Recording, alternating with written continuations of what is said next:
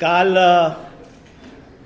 शिवसेनेचे शिवराळ नेते विजय शिवतरे यांनी अत्यंत चुकीच्या अशा प्रतिक्रिया आमच्या सगळ्यांचे राष्ट्रीय अध्यक्ष, राज्याचे उपमुख्यमंत्री माननीय अजितदादा पवार साहेबांबद्दल दिल्या।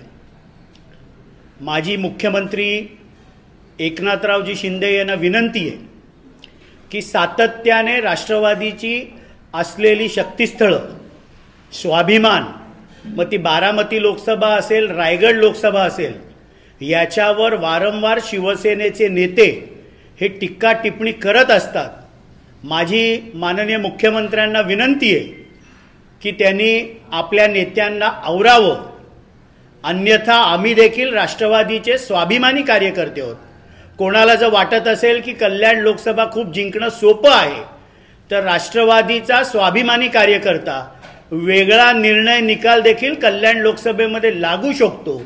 त्यामुळे जिल्ह्यातील महायुतीचं चांगलं वातावरण राहावं असं जर माननीय मुख्यमंत्र्यांना वाटत असेल, तर आपल्या वाचाळवीर शिवराळ विजय शिवतरे यांना अडवावं, त्यांना योग्य ती समज द्यावी। अन्यथा आम्हीही स्वाभिमानी कार्यकर्ते आहोत राष्ट्रवादीचे।